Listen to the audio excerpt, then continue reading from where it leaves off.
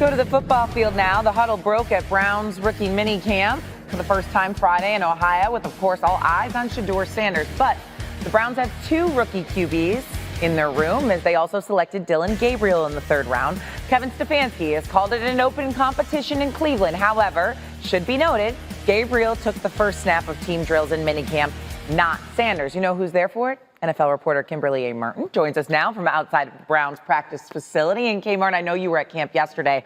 What more can you tell us about how Shedeur looked and what they were saying about him in his first day at camp? Yeah, listen, Shay, a lot is being thrown at Shedeur Sanders, as is the case with all of these rookies who are trying to get up to speed on this playbook. And here's one thing that stood out yesterday after the first day of practice. You know, typically on day one, coaches will see those quote-unquote rookie jitters. But both Shedeur Sanders and Dillon Gabriel showcase flashes of that same poise and that passing ability that we saw in their college careers. And that was a good sign. Now, as you said, it's still early. It's still day one. But, in practice, they had a longer 7-on-7 period to accommodate the two quarterbacks. And as you noted, Dillon Gabriel did take the first reps of the team period. And I can tell you, as we were waiting for Stefanski, we saw Shedeur Sanders. He was one of the last players to leave the field. He stayed late to kind of throw passes to a rookie tryout. So, again, these are just the first early days of rookie minicamp. Just starting to get to work, right? But Sanders is one of four quarterbacks currently on the roster. And so this is going to continue to be a thing, yes. Kimberly. So what did Kevin Stefanski have to say about this entire quarterback situation? I'm glad that we are at least mentioning Dillon Gabriel, because he is another quarterback that is here, and a lot of attention on Shedeur. But, Kevin Stefanski was asked pointedly, tell us about how did you decide that Dillon should get the first reps? And typical Kevin Stefanski fashion, he said, I wouldn't read into that. I think Stefanski's main point yesterday was this competition is ongoing, and rookie minicamp is part instruction, part competition. But there's a lot of work that has to be done. These guys have to take what they're learning in the meeting room, bring it out onto the field. So, Shay, as much as we want to know who is going to be the Browns quarterback this season, we are so many months away from that, and this is just the first step. So let's not read into it, but we're going to be watching today because we're going to hear from these quarterbacks a little later. Of course, we're going to read into it. That's what we do here at ESPN. And I'm over here talking about four quarterbacks in the QB room. I mean, we should add five. Deshaun Watson is still in that quarterback room as well, although it's very unlikely we see him on the field. He still will be a part, I will assume, meetings and whatnot. Kmart, I am sure I will talk to you. Lewis, if I were to say Shedeur Sanders is going to be the Browns' starting quarterback when this season begins, is that ridiculous? No, Greeny, it's not ridiculous as long as they are able to. And I heard Dan Graziano talking about this morning earlier on ESPN radio. Yeah, I listen to it when I'm in my car in the morning. It's all as long as they can get him enough reps. And it sounds like Kevin Stefanski is aware of the fact that in order to create a real quarterback competition, he has to kind of change some things in terms of the way he divvies out reps during the preseason and during the offseason. If he can compete with Dillon Gabriel, if he can compete with Joe Flacco, he can compete with Kenny Pickett, there's a very good chance that if this is an organic competition with a level playing field, he could be your starter week one. No question about it. Look, sometimes we attach this number now. He was a fifth-round draft pick. Yeah. And I understand that there was a reason for that. I'm not pretending it doesn't matter at all. But what I'm saying is if he had been drafted in the second round or the first, which is what we were expecting, then there'd be almost no debate about it, right? We'd be with exactly the same body of work in college and the same skill set. We would absolutely be forecasting him to be the starter, especially, Dan, when you consider the other options they have available. Right, but he is a fifth-round pick, and there was another quarterback they drafted 2 rounds earlier this year. Right. In addition to Joe Flacco, who helped them get to the playoffs 2 years ago, and Kenny Pickett, who he's in the mix as well. So they have 4 guys. They need to get them all practice reps. Kevin Stefanski, what Lewis was alluding to, he put 7-on-7 drills into the rookie minicamp. Usually rookie minicamp is just, classroom stuff, very basic stuff, nothing really, and in terms of team competition. But he wanted Shedeur Sanders and Dillon Gabriel to be able to get some reps at a time of year when they weren't competing with veterans for those reps. So he's very conscious, Stefanski is, of trying to make this as good, as close a competition as possible among all 4 of them. I'm going down with the ship with my friend Mel Kiper on this one. He is the most underdrafted player that I can ever remember. I genuinely believe if he has a chance, a real chance, he's going to wind up making a run at the starting job there sooner rather than later. All right, the next one. Lewis, I was looking over on ESPNBet.com. The Bears' win total for this year is 8.5 wins. This is at ESPN Bet. They only won 5 games last year. So if someone said they're going to be the most improved team in the league this year, is that ridiculous?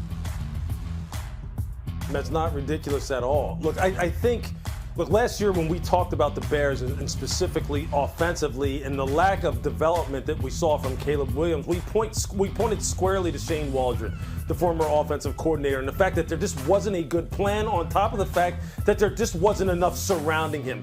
Well, all of that has changed this year with Ben Johnson coming in, with the revamping of the interior 3 of the offensive line, and then the work that they did in the draft, Greeny, and we were there on the desk and we saw it. We saw them draft Colston Loveland. We saw them draft Luther Burden, wide receiver, tight end, respectively, to go along with a guy like DJ Moore, and Rome Odunze. This team is loaded offensively. Now it's about putting together a good plan and Caleb living up to his potential that he showed in college, that he showed at Oklahoma, that he showed at USC.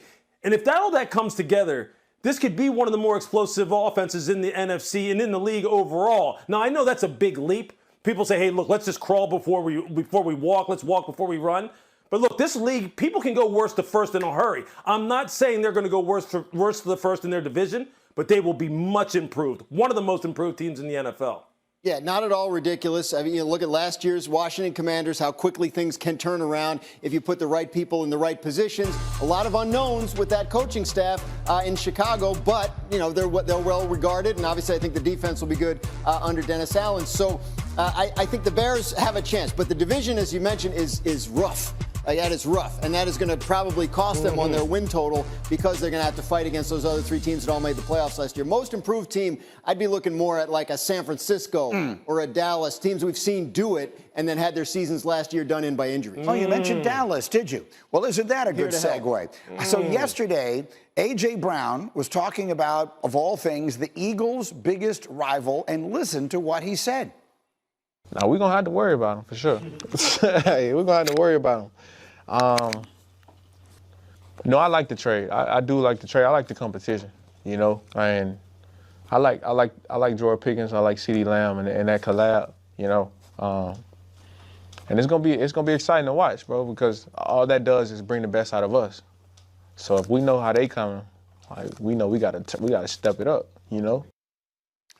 Cowboys trading for George Pickens could wind up being one of the most undercovered stories of this entire offseason if he, and it's a huge if, plays up to his enormous potential. Their win total is only 7.5 wins at ESPN Bet. So, Lewis, here's a question I never would have thought I would ask on a show I host, but are we sleeping on the Cowboys? Am I not paying enough attention to the Cowboys? I don't think so, Greeny. Look, I'm gonna look at this from 2 sides, okay? There's a reason why, when we're talking about football and we're talking about team building, that it's just not about physical skills and what things look like on paper. And the fact that the Pittsburgh Steelers pulled the plug on George Pickens and said, hey, look, instead of looking at this 3, 4, 5 years down the road and investing the kind of money we, need to invest in a guy like you in order to retain you, meaning an upper echelon wide receiver, we just don't think that the risk and reward is in our favor. So we're going to send you down the road to Dallas. So look, we understand the kind of things that George brings as a high riser, above the rim type of player outside the numbers as a true X-wide receiver, a guy who can win one-on-one, who's a quarterback's best friend. But it's more than just that. It's about fitting into that culture, being a positive influencer on that locker room for 17 weeks. Not just for a mini camp, not just for a play here and there, but a guy who's going to show up on time, who's going to be a force multiplier, who's going to be dependable, who's going to be a good team. All of those things are what adds up to you, helping you make a team a contender, not just highlight reel catches. You made an interesting point. That they won 7 games last year without their quarterback. Quarterback got hurt halfway through the season. I'm pretty sure that they've been over 7.5 in every one of Dak Prescott's fully healthy seasons. Then they believe that George Pickens coming into their leadership structure in terms of their locker room, in terms of the quarterback, in terms of CeeDee Lamb, right, they'll get the best out of him. 1 year on his contract, so lots of motivation. Best quarterback he's ever played with. That there's no offseason addition to any team that's as significant as the Cowboys getting back Dak Prescott. The next game is called What Are the chances, hey, Dan Graziano, once and for all, what are the chances that the Steelers have Aaron Rodgers as their starter week 1? I'll give it 52%, which is pretty good considering he's not even on the team at the moment. They have a mandatory minicamp coming up in the second week of June. It's a date worth watching. If he's not there by the end of that minicamp, then hard to see him showing up late July for training camp and jumping right in. Lewis, I guess that was going to be my question. We've already blown past anything I would have thought, but is there any hard, fast deadline in your mind by which they have to know? Yeah, I would say minicamp has to be, one of those concrete, hard line deadlines because of the fact that he's going into an offense that he's not familiar with, a whole new team. We understand, we know what this looks like and the kind of challenges it presents when your quarterback has not really established himself with the primary offensive players in terms of being there every day, understanding the nuance of the offense, so they understand how he likes to play, how they like to play, so you can hit the ground running in week 1. Look, the Steelers aren't interested, man. They really aren't interested in just trying to be a 500 type of team and just be a team that continues to stay in purgatory. He's the guy that we've been saying all offseason long, Greeny, that the Pittsburgh needs to level up at the quarterback position, and I believe Aaron, in a normal situation with Pittsburgh, meaning a full off season, to get familiar with Arthur Smith and familiar with his teammates, can actually provide that. The longer this goes, the more likely it is that it's going to be a disappointing season. And I know they're seeing the same things. There's no way they can't be. Every single day that he's not there hurts their chances of actually leveling up at that spot. A confounding situation, to say the least. Let's stay in the division, Lewis, and I'll come right back to you. Joe Burrow talking to the press yesterday, expressing some frustration about a few different things. So what are the chances that Burrow and the Bengals miss the playoffs again this season? Yeah, I went big on this one. I said it's like 60% that they're going to miss the playoffs and not because of what they have offensively, which is a ridiculous amount of firepower. It's because on the defensive side of the ball, with a new defensive coordinator, Al Golden, who comes over from Notre Dame, I just wonder if they have the horses, in particular up front, because of the fact that guy on your screen right there, we don't know what his situation is right now. Trey Hendrickson is the pass rush for the Cincinnati Bengals. I know they drafted Shedeur Stewart in the first round.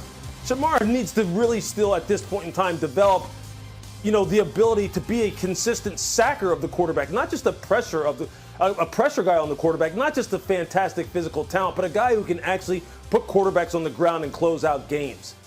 Trey Hendrickson can do that. And if they don't defensively, if they're not able to keep points off the board, not able to be a top 15, top 10 type of defensive team in terms of scoring allowed, then this team isn't going anywhere. I don't care what Joe Burrow has to do. We saw that last year. We saw Joe Burrow have one of the best seasons of his career, and it's still not good enough. Not even close. And so Trey Hendrickson has expressed enormous frustration with his situation. What do we know? They're still working on it. They still believe they can get it done. But right now, the two sides don't see eye to eye on his value at age 30, going to turn 31 this year. And they're stuck. And to Lewis's point about Shedeur Stewart, he's not practicing either.